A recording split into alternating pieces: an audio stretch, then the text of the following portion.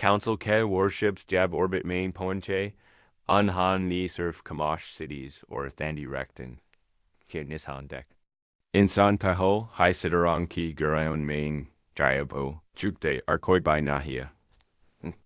Or Kisrub main Ayenj.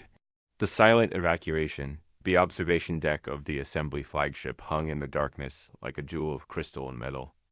Ambassador Thren of the Valkyrie Collective stood before the viewing port, his 4 optical sensors tracking the blue-green planet below, Earth, the human homeworld.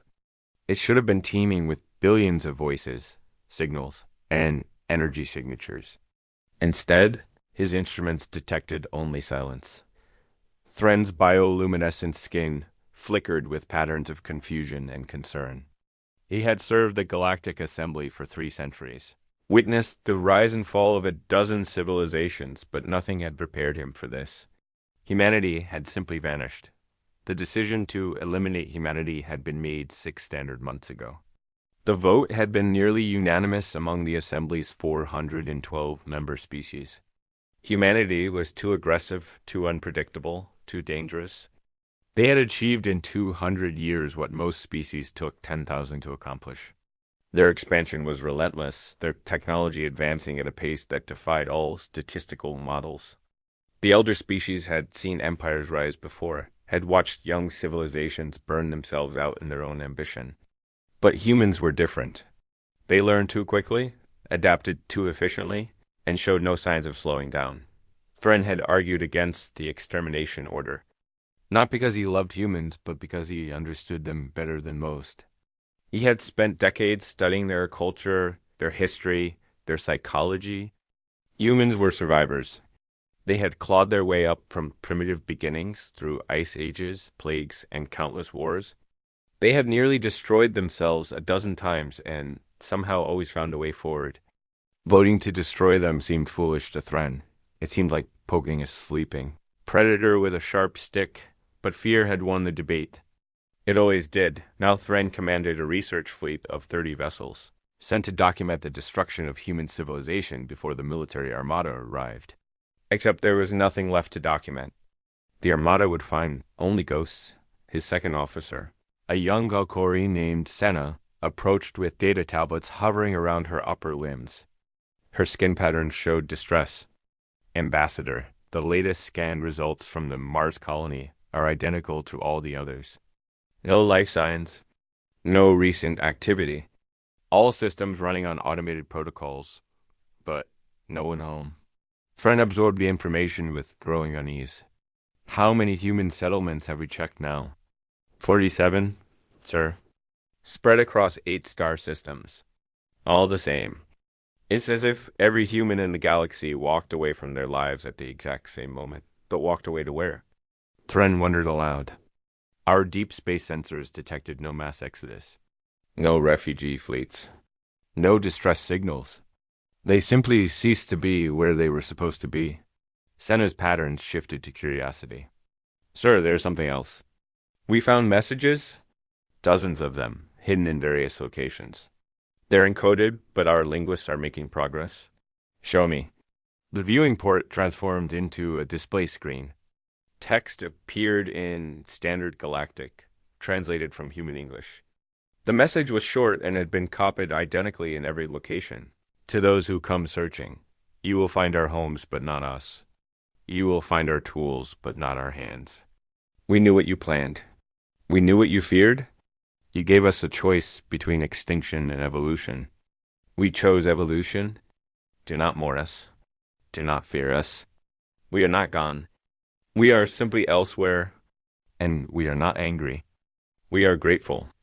You forced us to become what we always had the potential to be. Thank you for the push. We will remember this kindness.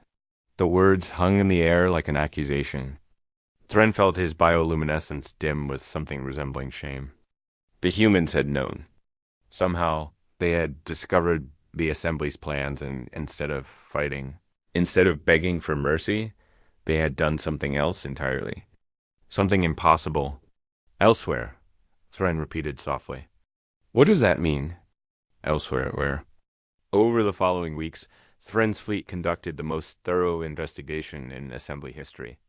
They explored human cities, finding meals still on tables, vehicles parked in streets, schools with lessons written on boards. Everything suggested that humans had been living normally right up until the moment they weren't dotting underground facilities on Luna. Earth's moon, Thrend's science teams discovered something that changed everything. Research laboratories filled with experimental equipment, walls covered in complex mathematical equations, and central chambers that had clearly housed massive machinery now removed. The equations made no sense to assembly physicists. They referenced dimensions that shouldn't exist, particles that violated known laws, and energy states that seemed theoretically impossible. One of Thrend's scientists, a quantum specialist named Rokor, spent days analyzing the Luna facility. Finally, he summoned Thrend to the main research chamber. Ambassador, I believe I understand what the humans were attempting here. It's insane, but the mathematics are consistent. They were trying to breach the dimensional membrane. Thrend's skin patterns showed incomprehension. The dimensional membrane is theoretical.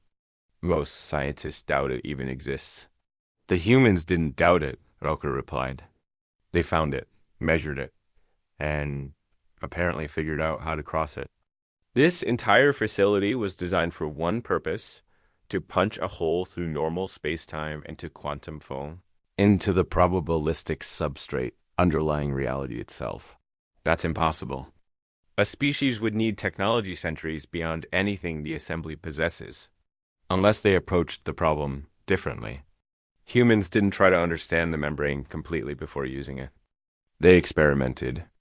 They took risks that no sane species would consider. And somehow, impossibly, they succeeded.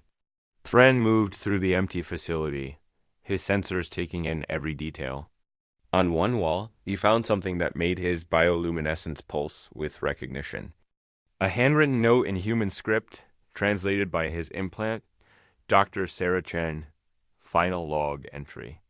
Today, we activate the Whisper Protocol. 30 billion souls will pass through the gateway over the next 72 hours. We don't know what waits on the other side. We don't know if we'll survive the transition. But we know what waits here: extinction. Humanity chooses the unknown over the certain. Humanity chooses possibility over death. To whoever finds this, we were here. We built cities and dreamed dreams. We loved and fought and created. And when faced with annihilation, we transformed instead of surrendered. That is who we are. That is who we will always be. Thrend stood in silence for a long time. Around him, the empty facility hummed with residual power. Somewhere in this place, humans had opened a door to another layer of existence and walked through it. All of them, every man, woman, and child. They had abandoned their physical empire, their planets and stations and ships, and stepped into the unknown rather than face destruction. The military armada arrived 3 days later. General Korthus, supreme commander of the Assembly's forces, met with Thrend aboard the flagship. The general was a Krenax, a species bred for warfare, with armored hide and cold, calculating eyes. Where are the humans? Korthus demanded. Gone, Thrend replied simply. They left before you arrived. Before we arrived. Before the vote, probably. Gone where? Somewhere your weapons cannot reach. Somewhere our sensors cannot detect. They found a way out of our reality, General. They escaped. Korthus' expression darkened. Nothing escaped the assembly. Humanity just did. The general stood silent, his warrior's mind struggling with the implications. Finally he spoke, his voice quieter. What kind of species develops technology to breach dimensions in less than 6 months? A species that was never going to die easily, Thrend answered. A species we should have left alone. In the days that followed, strange reports began filtering in from across the explored galaxy. Ships reported seeing patterns in empty space, geometric forms made of light that appeared and vanished. Colony worlds experienced shared dreams where billions of beings saw the same vision, a vast white expanse and the sensation of being watched by something caring. Research stations detected energy signatures that matched human technology, but existed in places where nothing physical could be. The humans hadn't just left. They were still present somehow, existing in the spaces between spaces, watching from dimensions adjacent to normal reality. And Thren realized with growing certainty that humanity's transformation was only beginning. The search for answers, Commander. Xylith of the Krennex military stood on the bridge of the warship Absolute Resolution and tried to comprehend the impossible. His species had conquered 17 star systems through superior tactics and ruthless efficiency. He had never retreated from battle, never questioned an order, never failed a mission. But this assignment was unlike anything in his 300 years of service. Find the humans. Understand where they went. Determine if they pose a threat. The third objective troubled him most. How could he assess a threat that existed outside normal reality? His tactical computers had no protocols for enemies that lived between dimensions. His weapons were designed to destroy matter and energy, not beings who had transcended both. The expedition fleet consisted of 50 vessels representing 12 different species. Scientists, engineers, military specialists, and diplomatic observers. They had spent months traveling to the furthest reaches of human space, investigating every abandoned colony, every empty station, every silent city. The pattern was always identical. Everything intact. Everything functional. Nobody home. Earth orbit was their final destination. If answers existed anywhere, they would be found here. Xylith watched through the view screen as his ships assumed formation around the blue planet. His sensor officer, a mentor named Kivas, worked at her console with practiced efficiency. Her species possessed natural telepathic abilities, making them invaluable for detecting unusual mental phenomena. Commander, I'm reading standard planetary systems. Atmosphere processors functioning normally. Power grids active across all continents. But life signs... She paused, her facial tendrils twitching with confusion. Nothing larger than insects and small animals. All humans gone. All domesticated creatures gone. Even the zoo animals are absent. They took their pets? Xylith asked, surprised despite himself. Everything they cared about, apparently. This wasn't a panicked evacuation. This was methodical, planned, thorough. Xylith ordered landing parties to major human cities. He joined the team descending to a place called New York. The transport shuttle passed through clouds and emerged, above a sprawling metropolis of steel and glass. Buildings stretched toward the sky, bridges spanned water, parks dotted the urban landscape with green. It looked alive from altitude. Only when they landed did the wrongness become apparent. The streets were empty. Not abandoned in chaos, but simply empty as if everyone had stepped out for a moment and never returned. Vehicles sat parked perfectly. Traffic lights still cycled through their patterns. Digital billboards displayed advertisements for products no one would buy. The city was a museum, a perfect snapshot of human civilization, frozen in time. Xylith led his team through the streets. Their boots echoed against pavement. Wind whispered between buildings. Somewhere a door creaked on hinges. The silence felt oppressive, wrong, like walking through a tomb. They entered what appeared to be a residential building. Apartments lined long hallways. Xylith chose one at random and entered. The space was small but comfortable. Pictures hung on walls showing humans at various ages, smiling, embracing, celebrating. Furniture arranged for living. A kitchen with food long since rotted in cooling units. A bedroom with unmade blankets suggesting someone had slept there the night they vanished. On a desk near a window, Xylith found a handwritten journal. His translator implant rendered the English text into his language. June 14th. The Whisper protocol activates tomorrow. Maria is scared. The kids keep asking questions I can't answer. How do you explain to a 7-year-old that we're leaving the universe?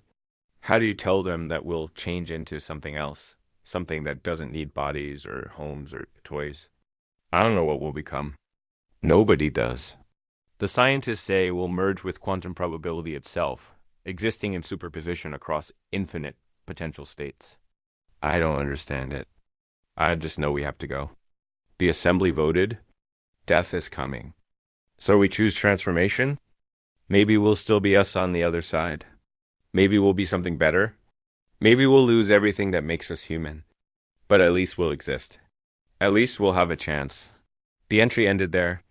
Silas carefully placed the journal back on the desk. He looked around the apartment, seeing it now through different eyes. This had been someone's home. Someone had loved here, laughed here, lived their life in these small rooms, and they had given it all up to escape extinction. His communication device chirped. Kivas' voice came through, excited and urgent. Commander, you need to see this. We found something beneath the surface. 30 minutes later, Xylus stood in an underground facility that stretched for kilometers beneath the city. The scale was staggering. Massive chambers housed machinery that hummed with residual power. Walls covered in holographic displays showed equations and diagrams. That meant nothing to him, but made his science officers gasp with recognition. Dr. Verne. The expedition's chief physicist moved through the facility like someone in a religious trance. She was Centauri, a species known for their theoretical brilliance. Her multiple eyes absorbed every detail, her computational mind processing information at superhuman speed. This is extraordinary, she whispered, more to herself than anyone else. They built a dimensional bridge. Not theoretical, not experimental, functional, operational. They actually did it. Explain it simply? Xylith ordered. Baran turned to face him, her eyes showing wonder and fear equally. Reality has layers, Commander. We exist in the physical layer, the material universe we can see and touch. But beneath that, there are other layers. Quantum layers where particles exist in multiple states simultaneously. Probability layers where all possible outcomes exist until observation collapses them. The humans found a way to move from our layer down into those deeper layers. Why would anyone want to exist as probability? Because probability can't be killed. You can't shoot what doesn't have a fixed position. You can't destroy what exists in all states at once. The humans realized that physical existence made them vulnerable. So they stopped being physical. Xylus tried to wrap his mind around the concept. Are they dead? No, they're more alive than before, possibly. They exist now as patterns of information, waves of potential, conscious probability clouds. They're everywhere and nowhere simultaneously.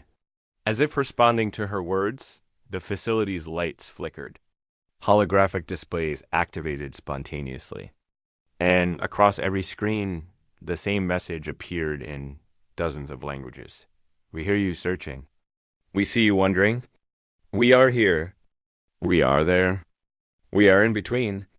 You cannot find us because we are not lost. You cannot capture us because we are not contained. But we remember you. We remember everything. Kivas stumbled backward, her telepathic senses overwhelmed. Commander, I'm feeling something. Not thoughts exactly. More like ... presence. Vast presence. Distributed across space. They're watching us. The message on the screens, do not fear. We hold no anger. You voted for our death. We voted for our transformation. Both choices were made freely. Both had consequences. We do not regret our choice. Do you regret yours? Xylus stared at the words. As a military commander, he was trained to assess threats objectively. But what threat did these beings pose now? They had abandoned their physical empire. They had left their weapons and ships unused. They had chosen to leave rather than fight. That spoke of a philosophy fundamentally different from his own species. We regret the necessity, he said aloud, knowing somehow they would hear. We feared what you might become. The response came immediately, and what did we become? Monsters? Conquerors? No, we became free. Free from limitation, free from mortality, free from the fear that drove both our species to this moment. We became what we always dreamed of being, unlimited potential. Thank you for forcing our hand. Thank you for giving us no choice but transcendence. The screens went dark. The presence Kivas had felt faded like morning mist. The facility returned to its dormant state, machinery humming quietly in the depths. Dr. Verin was crying. Xylith realized. Tears ran down her face as she stared at the blank screens. They forgave us, she whispered. We tried to kill them all, and they forgave us. Or they're lying, Xylith suggested, though he didn't believe it himself. No, Kiva said, her telepathic certainty absolute. They're being honest. I felt it. They truly don't hate us. They've moved beyond such feelings. They exist in a state we can barely imagine, and from that perspective, our actions seem small and pitiable rather than evil. Xylith ordered his teams back to the ships. They had found their answers. Humanity had transcended physical existence to escape genocide. They existed now as quantum entities, conscious patterns woven into the fabric of reality itself. They were everywhere and nowhere. They were watching but not threatening. They remembered but did not seek revenge. As the absolute resolution prepared to depart Earth orbit, Xylith filed his report to the Assembly. His conclusion was simple and unavoidable. Humanity no longer represented a physical threat. Because humanity was no longer physical, they had evolved beyond the concerns that motivated warfare and conquest. They had become something else entirely. But his report included a warning. If beings could exist as conscious probability, what stopped them from affecting reality itself? What power did they now possess that the Assembly couldn't comprehend? The humans had shown mercy today. They had forgiven their would-be executioners. But would that mercy last forever? Xylith looked out at the stars and wondered what other transformations humanity might achieve. They had solved death and physical limitation in a single generation. What would they accomplish in a century? A millennium? What would they become next?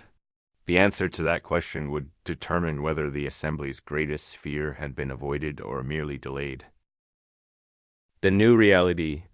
Mevis belonged to the Centauri species, a civilization that had devoted itself to knowledge for 50,000 years. Her people built libraries that spanned planets, maintained archives containing the history of 10,000 species, and pursued understanding with religious devotion. She had spent her entire life studying ancient mysteries, deciphering lost languages, unlocking secrets buried in forgotten ruins. But nothing had prepared her for the mystery of humanity's final transmission. The signal had been discovered by accident. A research station monitoring background radiation detected a pattern hidden in what appeared to be cosmic noise. The pattern repeated every 3.7 hours, broadcasting across all frequencies simultaneously.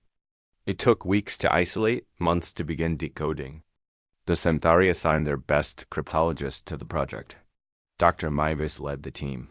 She worked in a facility on her homeworld, surrounded by quantum computers and analysis equipment that represented the pinnacle of known technology. Her team consisted of 30 researchers, each specializing in different aspects of information theory, linguistics, and dimensional physics. They approached the signal from every angle, testing thousands of possible decryption methods. Finally, after 8 months of continuous effort, the breakthrough came. The signal wasn't encrypted in the traditional sense. It existed in a quantum superposition of all possible messages simultaneously. Only by observing it from the correct dimensional angle could the true meaning collapse into comprehensible form. When Dr. Mevis first read the decoded message, her multiple hearts stopped beating for several seconds. Final transmission of the human collective. We record this for those who remain behind in physical space. We record this so you will understand what we have become and what is coming. You fear us now. You fear what we represent. You wonder if we will return to punish you for the vote, for the decision to erase us. We will not. Punishment requires a linear view of time and causality. We exist now in states where past and future are equally present. Your decision and our transformation are the same event viewed from different angles. There is nothing to punish. There is only what is. But we must warn you of what we have seen from our new perspective. Reality is not what you believe. The physical universe you inhabit is a thin surface floating on depths you cannot imagine. And in those depths, old things are stirring. Ancient presences that existed before galaxies coalesced. They sleep in the quantum foam and the probabilistic substrate underlying existence. They dream in dimensions you have no names for, and they are beginning to wake. We encountered them when we first crossed the dimensional membrane. They noticed us. They studied us. They found us interesting. Human consciousness distributed across quantum states apparently resembles something they remember from eons past. They are not hostile, but neither are they friendly. They simply are, vast and incomprehensible, and they are moving toward your reality. In approximately 5,000 standard years, they will reach the threshold between their domain and your universe. When that happens, physical existence, as you know, will change fundamentally. We cannot stop this. We exist now in the same dimensional layers they inhabit, but they dwarf us like galaxies dwarf planets. However, we can help you prepare. We can teach you to perceive what is coming. We can show you how to adapt. We offer this because we remember what it was like to be vulnerable. We remember fear. We remember the desperate need to survive. We do not forget our origins. We do not abandon those who once shared physical space with us. The choice is yours. Accept our help and learn. Refuse and face the coming change alone. Either way, we will be watching. We will be hoping, because despite everything, despite the vote and the fear and the attempted genocide, we still care about the galaxy we left behind. That perhaps is the most human thing about us. Dr. Meavis read the message 3 times. Then she contacted the Galactic Assembly immediately. The emergency session convened within days. Representatives from all 412 member species gathered in the Great Chamber. Ambassador Thren, who had led the original investigation of humanity's disappearance, stood to address the assembly. "We face a choice," he said, his bioluminescence pulsing with earnest intensity. "The humans offer help. They warn us of something coming, something we cannot perceive or understand. We can accept their offer and learn from beings who exist beyond our reality. Or we can refuse and face whatever is coming alone." Debate erupted immediately. Some species argued that trusting humanity was foolish. Others insisted that beings who had transcended physical existence had no reason to lie. A few suggested that the entire message was a trap designed to manipulate the assembly into lowering their defenses. General Corthus, speaking for the military faction, expressed the concerns many shared. How do we know this ancient threat is real? We have only the human's word. They could be creating a fictional danger to make themselves seem necessary. Dr. Meavis rose to respond. "I have analyzed the signal thoroughly. The information it contains includes mathematical descriptions of dimensional structures we have never encountered. The humans are sharing genuine knowledge, not fabricating stories. Whether the threat is real, I cannot prove. But the knowledge they offer is definitely real." The debate continued for days. Species lined up to voice opinions. Fear competed with curiosity. Suspicion battled against hope. The assembly seemed paralyzed by indecision. Then something happened that changed everything. A mining colony on the galactic rim sent a distress signal. They reported reality itself malfunctioning. Space twisted in ways that violated physics. Time flowed backward in certain areas. Crew members reported seeing things that couldn't exist. Geometric shapes made of concepts rather than matter. Colors that had emotional weight. Sounds visible to the eye. Rescue ships arrived to find the colony intact but changed. The miners were alive but altered. They described an encounter with something that came from beneath reality. Something that touched their minds and showed them truths they couldn't articulate. They weren't injured, but they weren't quite sane anymore either. Dr. Meavis examined the colony's sensor logs. The readings matched exactly what the human transmission had described. The old things were reaching upward from the quantum depths, testing the boundaries of physical space. And this was only the beginning. The assembly voted again. This time, the outcome was different. 397 species voted to accept humanity's help. Only 15 refused. The human response came within hours. Another transmission, this one including coordinates and instructions. "We will send teachers. They will appear as we once did in physical form, though this requires great effort from our current state. They will show you how to perceive the additional dimensions. They will prepare you for what is coming. Be ready to learn. Be ready to change.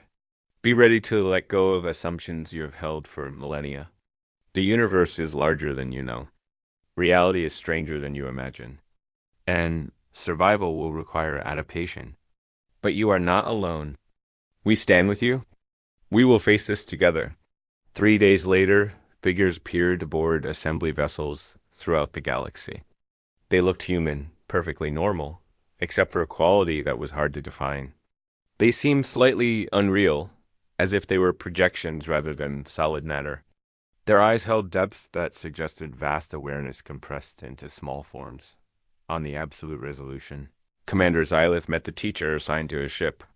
She introduced herself as Sarah Chen, and Xylith recognized the name from the journal he had found in New York. "You were real," he said, surprised. "You had a family?" "A life.